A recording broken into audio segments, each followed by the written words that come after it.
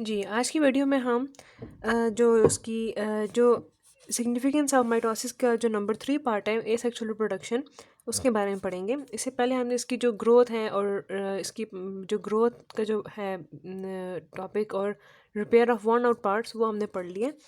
तो अब आगे asexual reproduction. So many organisms reproduce asexually, for example, cutting, grafting, budding, etc.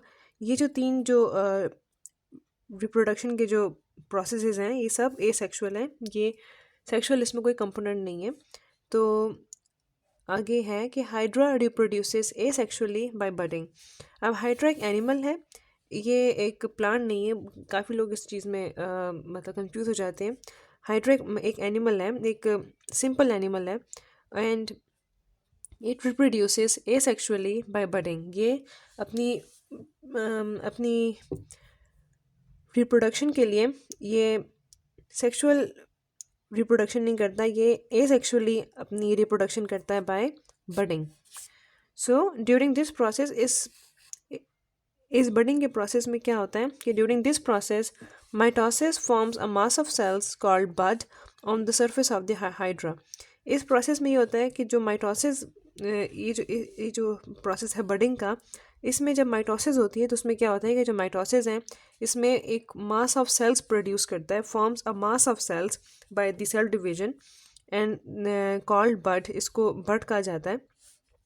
On the surface of hydra, hydra के surface पे एक sales का एक पूरा झुंड, एक पूरा मास बना देता है जिसको हम बड कहते हैं। फर्स्ट करें अगर ये हाइड्रा है तो ये उसके ऊपर एक मास ऑफ सेल बना देगा, इसको कलेक्टिवली हम बड कहते हैं। The mitosis continues in the mitosis continues in the cells of the bud and it grows into a new hydra। और ये जो माइटोसिस है ये उस सेल के अंदर होती रहती है हम हत्ता कि ये एक और हाइड्रा बन जाता है। यानी कि इसके अंदर ये चीज़ होती रहती है और आखिर में ये गिर के एक और हाइड्रा यहाँ पे बन जाता है। Flowering plants are capable of vegetative reproduction through the process of mitosis in their vegetative parts, that is shoots and roots। जो फ्लावरिंग प्लांट्स हैं वो उनके अंदर वेजिटेटिव रिप्रोडक्शन होती है और किस तरह होती है? Through the process of mitosis in their vegetative part, that is shoots and roots. तो हमने इस टॉपिक में ये पढ़ा कि जो है माइटोसिस के थ्रू एसेक्सुअल रिप्रोडक्शन होती है और किस तरह की हमने उसकी एग्जांपल्स पढ़ी कि कटिंग, ग्राफ्टिंग, बडिंग। और जिस तरह हाइड्रा है उसके अंदर बडिंग के थ्रू रिप्रोडक्शन होती है और जो फ्लावरिंग प्लांट्स हैं उनके अंदर वेजिटेटिव रिप्रोडक्शन होती है। और कहाँ होती है? उनके शूट्स और उनके रूट्स में, क्योंकि ये उसके वेजिटेटिव पार्ट्स हैं प्लांट्स के।